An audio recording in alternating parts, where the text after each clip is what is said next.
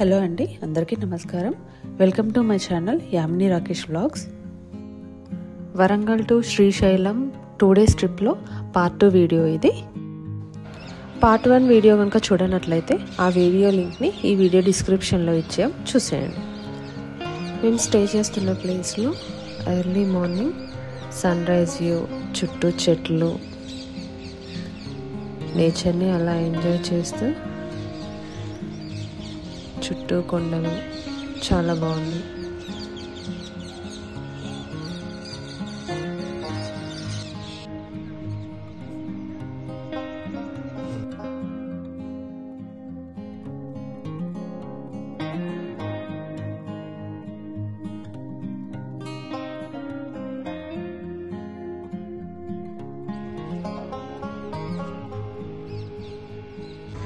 So ఇప్పుడు మనం చూడబోతున్న place వచ్చేసి సాక్షి గణపతి టెంపుల్. సో ఇది వచ్చేసి పార్కింగ్ స్పేస్. వెహికల్ పార్క్ చేసుకొని టెంపుల్కి దర్శనం కోసం వెళ్తున్నాం. అలా టెంపుల్ వెనుక నుంచి నడుచుకుంటూ ముందుకు వెళ్తాము.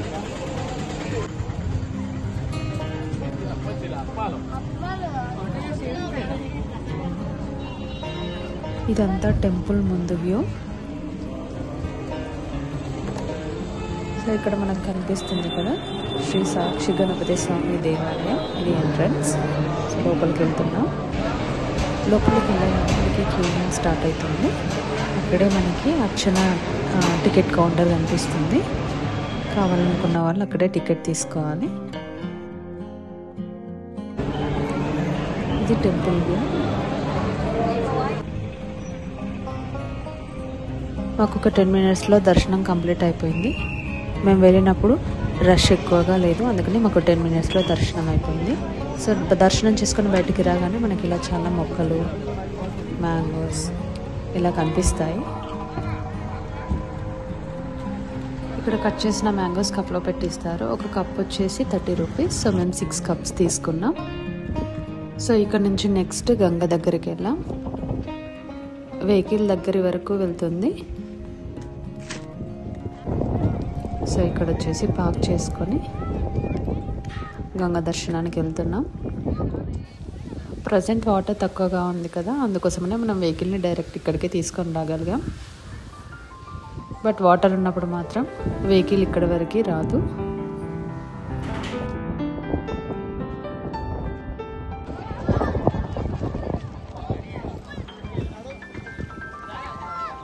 సో ఇక్కడ నుంచి మనకి ఆపోజిట్లో చూస్తే అక్కడ కూడా ఒక ఘాట్లా కనిపిస్తుంది కదా, స్టెప్స్. అక్కడ నుంచి కూడా గంగ దర్శనం చేసుకోవచ్చు.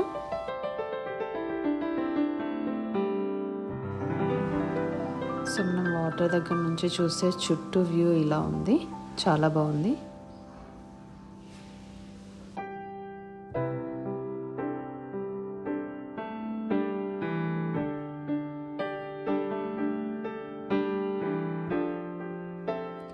కొద్దిసేపు అలా వాటర్లో టైం స్పెండ్ చేసి రిటర్న్ అయ్యాం. సో ఇప్పుడు మనం చూస్తున్నాం కదా, ఇదే వే. కింద నుంచి మళ్ళీ మనం పైకి వెళ్ళిపోవచ్చు వాటర్ దగ్గర నుంచి. ఇది వాటర్ వచ్చినప్పుడు ఈ రోడ్ మొత్తం క్లోజ్ అయిపోతుంది.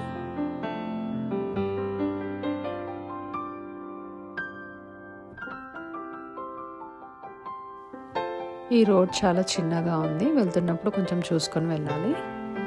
మనకి వే వచ్చేసి ఎక్కడ ఉంటుంది అని అంటే, టోల్ గేట్కి మనం శ్రీశైలం వెళ్తున్నప్పుడు మనకి టోల్ గేట్ కన్నా ముందే రైట్ సైడ్లో ఉంటుంది. అదే శ్రీశైలం నుంచి వచ్చేప్పుడైతే మనకి లెఫ్ట్ సైడ్లో ఉంటుంది, టోల్ గేట్ దాటిన తర్వాత. దీని తర్వాత మనం మల్లికార్జున స్వామి టెంపుల్ని విజిట్ చేయబోతున్నాం. ఇప్పుడు మనం చూస్తున్నదంతా భ్రమరాంబ మల్లికార్జున స్వామి దేవస్థాన ప్రాంగణం. చుట్టూ మొత్తం వ్యూ ఇలా ఉంది. ఇప్పుడు ఎదురుగా మనకు కనిపిస్తుంది గోపురం, స్వామివారి గోపురం.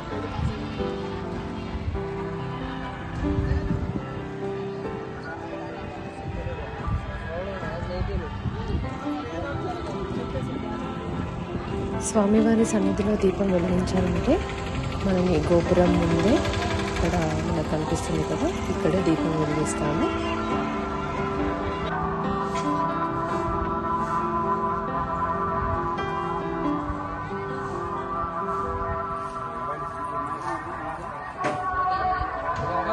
గేట్ దగ్గర నుంచి గోపురం వ్యూ ఇలా ఉంటుంది.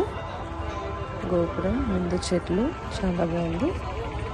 అక్కడ నుంచి కొద్దిగా ముందుకు వెళ్తే మనకి గుడి లోపలికి మొబైల్స్ నాట్ అలౌడ్. మనం ముందే మొబైల్స్ని లాకర్లో పెట్టేసి వెళ్ళిపోవాలి. సో ఇక్కడ మనకు కనిపిస్తుంది వచ్చేసి క్యూ లైన్, ఫ్రీ దర్శనం.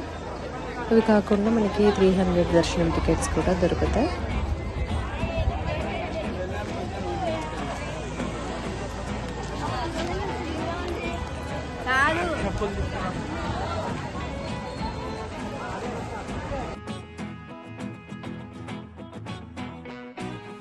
దర్శనం చేసుకొని బయటకు వచ్చాక మనకి బ్యాక్ సైడ్ వ్యూ ఇలా ఉంటుంది. సో ప్రహారీ గోడ ఇదంతా కనిపిస్తుంది కదా. సో ఇక్కడ కూర్చోడానికి ఇలా మొత్తం అరేంజ్ చేశారు.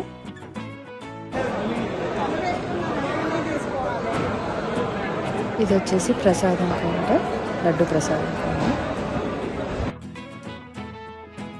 ప్రసాదం ప్రైజెస్ వచ్చేసి ఒక లడ్డు వచ్చేసి 20 రూపీస్, ఒక పులిహోర ప్యాకెట్ వచ్చేసి 15 రూపీస్. ఈ టెంపుల్లో మొత్తం 4 గోపురాలు ఉంటాయండి. సో ఇది వచ్చేసి సౌత్ సైడ్ గోపురం. ఇలా చిన్నగా గార్డెన్ కూడా ఉంటుంది పక్కనే.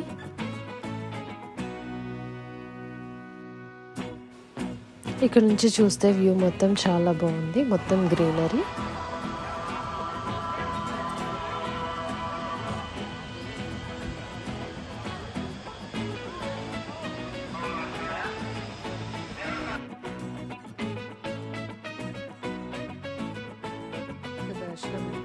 దర్శనం చేసుకొని బయటకు వచ్చాక ఒక చిన్న షాపింగ్.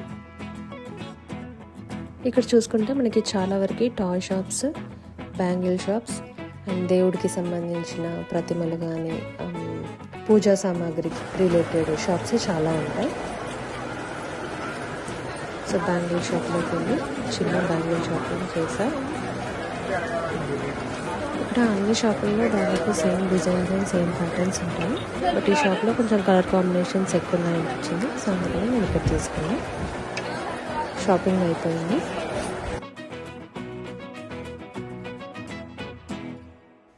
ఇవి డే 1 నైట్ దర్శనం చేసుకున్న వీడియోస్. సో మేము పార్కింగ్కి ఇబ్బందిగా ఉందనేసి వెహికల్ స్టే దగ్గరే వదిలేసి మేము ఆటోలో వెళ్ళి దర్శనం చేసుకున్నాం. ఇది టెంపుల్ బ్యాక్ సైడ్. దర్శనం అయిపోయాక ఫుడ్ తినేసిన వీడియోస్.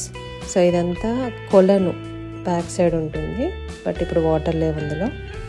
కొలను గోడల పైన మొత్తం 18 శక్తిపీఠాలకు సంబంధించిన డ్రాయింగ్స్ అన్నీ వేసి ఉన్నాయి, చాలా బాగున్నాయి. సో ఇక్కడ కనిపిస్తుంది temple back side view. Bhramarambika Devi దర్శనం, మల్లికార్జున స్వామి దర్శనం చాలా బాగా జరిగింది. చాలా పీస్ఫుల్గా అనిపించింది. టెంపుల్లో నైట్ టైం చాలా బాగుంది. భ్రమరాంబిక మల్లికార్జున స్వామి దర్శనం పూర్తి చేసుకొని నెక్స్ట్ మేము శివాజీ మహారాజ్ మహల్కి వెళ్ళాము.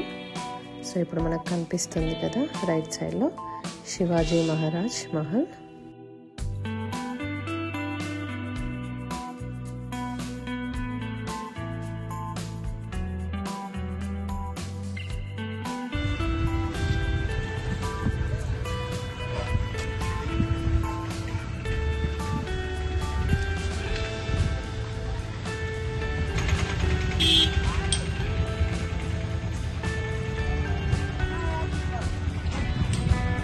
లోపలికి వెళ్తున్నాం. టికెట్ ఉంది. మనకి టికెట్ కాస్ట్ వచ్చేసి పర్సన్కి 10 రూపీస్. లోపలికి వెళ్ళగానే మనకి లెఫ్ట్ సైడ్ ఇలా బుక్ షాప్ కనిపిస్తుంది. సో మేము బుక్స్ తీసుకుందామని వెళ్ళాం. ఇందులో మనకి శివాజీ మహారాజ్కి సంబంధించిన బుక్స్ మాత్రమే కాదు, అన్ని బుక్స్ ఉన్నాయి. పంచతంత్రం, భాగవతం, రామాయణం, కిడ్స్కి రిలేటెడ్ స్టోరీ బుక్స్ అన్నీ ఉన్నాయి. బాగుంది. 4 బుక్స్ పర్చేస్ చేసాం మేము. సో ఇక్కడ సిగ్నల్స్ ఎక్కువగా లేదు, నెట్ ప్రాబ్లం కూడా ఉంది. సో మ్యాక్సిమం క్యాష్ మెయింటైన్ చేయడం లేదు. ఇక్కడ మనకి లెఫ్ట్ సైడ్లో కనిపిస్తుంది బుక్ షాప్. ఇక్కడ మనకి 3 బిల్డింగ్స్ కనిపిస్తుంది. సో మధ్యలో ఉంది శివాజీ మహారాజ్. సో ఇక్కడ నుంచి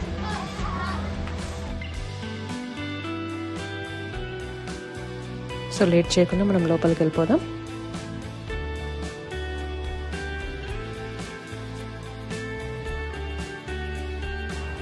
మెయిన్ ఎంట్రన్స్ పైన చూస్తే మనకి ఇలా గణపతి అమ్మవార్లతో పైన విగ్రహాలు ఉంటాయి. ముందు వచ్చేసి ఇలా టైల్స్తో ముగ్గులాగా ఉంటుంది. లోపలికి ఎంటర్ అవ్వగానే మనకి చుట్టూ వ్యూ మొత్తం ఇలా ఉంటుంది. సెంటర్లో వచ్చేసి శివాజీ మహారాజ్ సింహాసనంలో కూర్చొని సభ జరుగుతున్నట్టుగా వ్యూ ఉంటుంది. మనకి ఇక్కడ చూస్తే ఈ చిత్రాలు స్టోరీ శివాజీ మహారాజ్ లైఫ్ స్టోరీని మొత్తం చూపిస్తున్నట్టుగా ఉంటాయి. సో వాటి కింద 4 లాంగ్వేజెస్లో స్టోరీ రాసింది. శివాజీ మహారాజ్ గారు 1630 ఫిబ్రవరి 19వ సంవత్సరంలో పూణే డిస్టిక్ అయిన జున్నార్ పట్టణం దగ్గర శివనేరి కోటలో జన్మించారు. శివాజీ తల్లి జిజియాబాయి, తండ్రి షాహాజీ. వీరు మహారాష్ట్రలోని వ్యవసాయం చేసుకునే భోస్లే ఫ్యామిలీకి చెందినవారు. ఇక్కడ వీడియోలో గమనిస్తే మనకు ముందు చిత్రాలు కనిపిస్తున్నాయి కదా, వాటి ప్రకారం 1677 మార్చి 24న శివాజీ మహారాజ్ శ్రీశైల బ్రహ్మరాంబ మల్లికార్జున స్వామిని దర్శించుకున్న చిత్రం ఒకటి, మరొకటి శ్రీశైలం దర్శించుకొని తిరుపతి వెళ్ళి వెంకటేశ్వర స్వామిని దర్శించుకున్న చిత్రం ఒకటి. మిగిలిన చిత్రాలన్నీ యుద్ధాలు, దండయాత్రలకు సంబంధించిన చిత్రాలు. 1677లో శివాజీ మహారాజ్ శ్రీశైలం వచ్చారని చెప్పుకున్నాం కదా, దానికి గుర్తుగానే ఈ శివాజీ మహారాజ్ భవనాన్ని నిర్మించారు. భవనం గోడలపైన చిత్రాలతో కూడిన సన్నివేశాలు, మధ్యలో సభా సన్నివేశంతో భవనం మొత్తం చాలా బాగుంది. ఈ చిత్రాలలో ఉన్న సన్నివేశాలన్నింటినీ గమనిస్తే శివాజీ మహారాజ్ పుట్టిన దగ్గర నుంచి తన శ్వాస విడిచే వరకు జరిగిన మొత్తం జీవిత చరిత్ర ఇందులో కనిపిస్తుంది.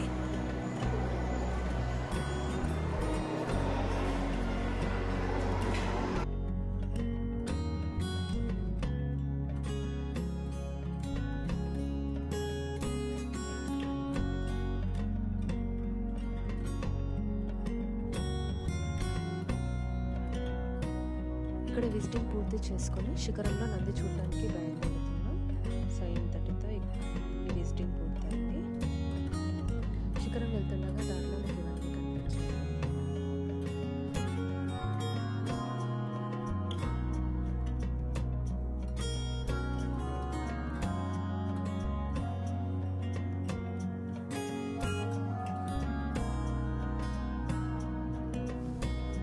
శిఖరం వెళ్ళే దారిలో మనకి ఇలా నంది కనిపిస్తుంది.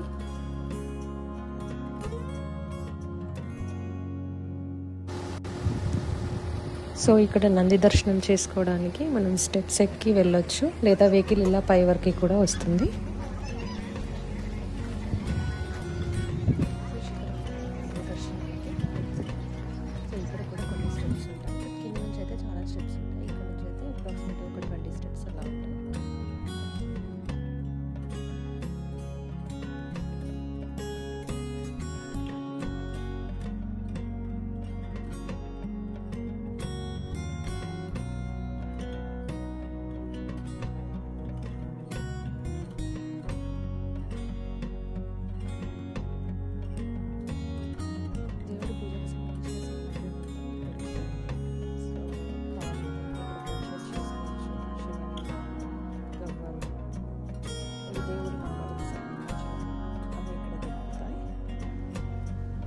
ఇక్కడ నంది దర్శనానికి టికెట్ కాస్ట్ వచ్చేసి 20 రూపీస్. మనకి ఇక్కడ సైడ్కి కనిపిస్తుంది కదా, ఇదే టికెట్ కౌంటర్.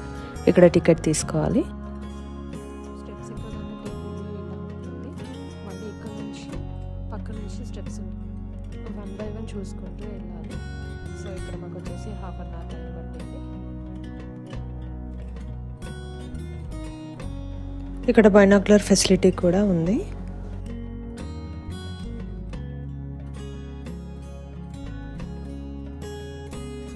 ఇక్కడ నంది విగ్రహానికి ఉన్న ప్రత్యేకత ఏంటంటే, ఇక్కడ కనిపిస్తున్న నంది చెవుల మధ్యలోంచి శ్రీశైల శిఖర దర్శనం చేస్తే మనకి పునర్జన్మ ఉండదు అని నమ్ముతారు.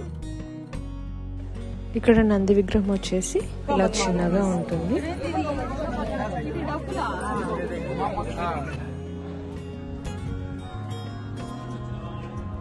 నందిని దర్శించుకొని కిందికి రాగానే మనకి ఇక్కడ ఒక శివుడి గుడి ఉంటుంది.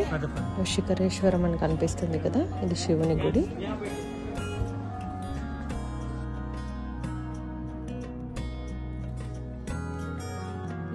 శ్రీశైలంలో దర్శనాలు కంప్లీట్ చేసుకొని మేము రిటర్న్ అవుతున్నాం.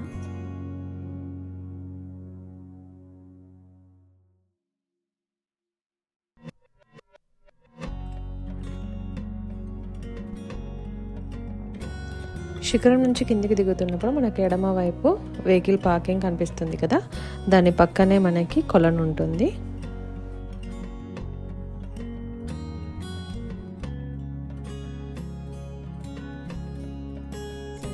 ఇది కొలను, ఇది కొలను.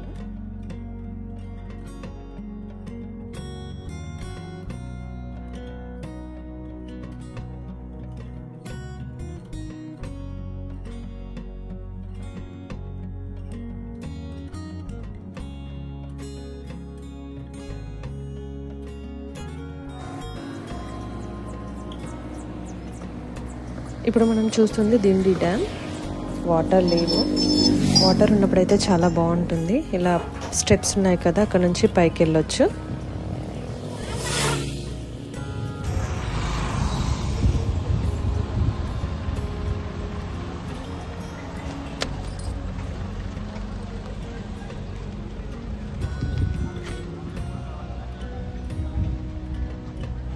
ఇక్కడ ఒక చిన్న కాఫీ బ్రేక్ తీసుకుని మళ్ళీ స్టార్ట్ అయ్యాం.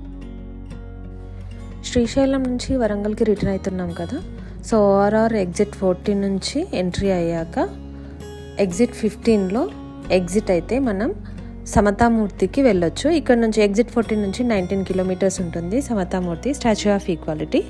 సో అక్కడికి వెళ్తున్నాం.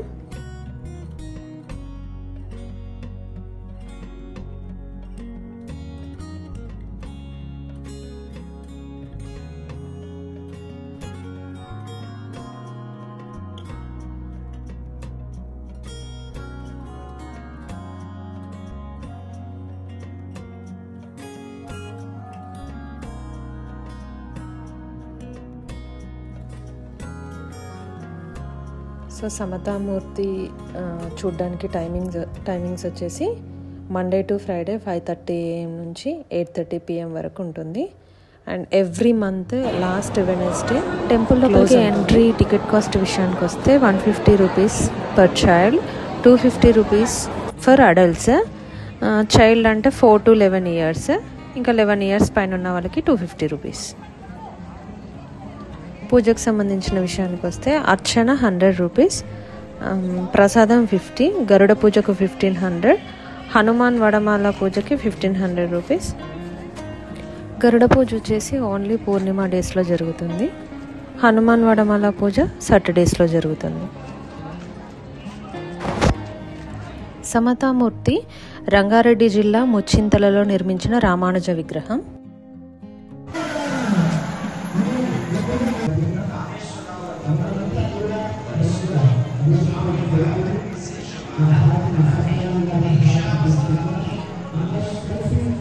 పదకొండవ శతాబ్దానికి చెందిన హిందూ వేదాంతవేత్త తత్వవేత్త అయిన శ్రీ రామానుజాచార్య స్వామి వారు సమాజంలో ఉన్న అంటరానితనాన్ని, వివక్షతను పోగొట్టి సమానత్వాన్ని తీసుకురావడానికి కృషి చేశారు.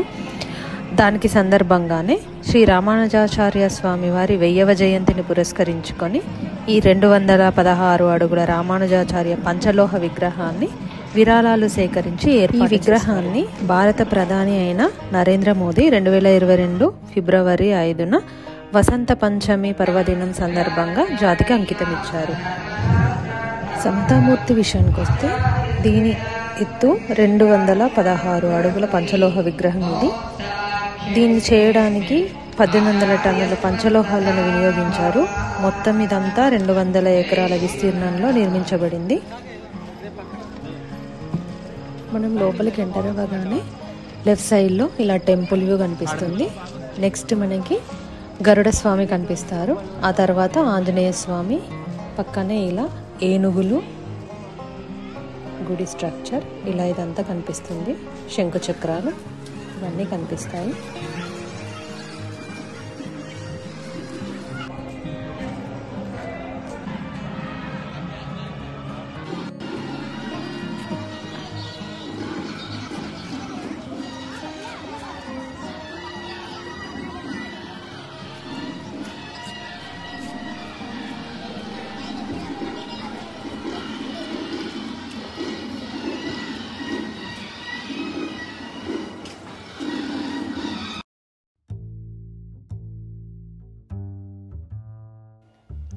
సమతామూర్తి వ్యూ నైట్ టైంలో అయితే చాలా బాగుంది.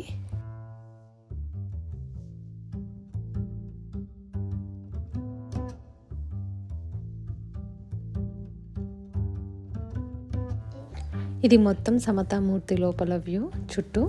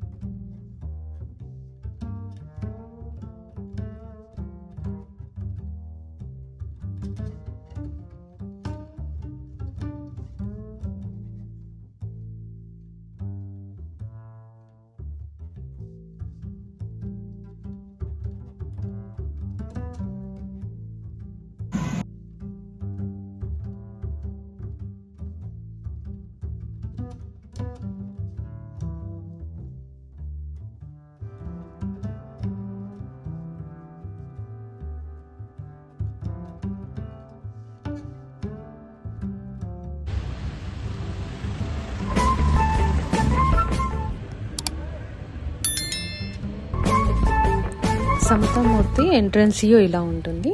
స్టాచ్యూ ఆఫ్ ఈక్వాలిటీ అని మనకు కనిపిస్తుంది కదా. ఇక్కడితో ఈ ట్రిప్ ఫినిష్ అయింది. మా వీడియో కనుక మీకు నచ్చినట్లయితే please share, like and subscribe. Thanks for watching.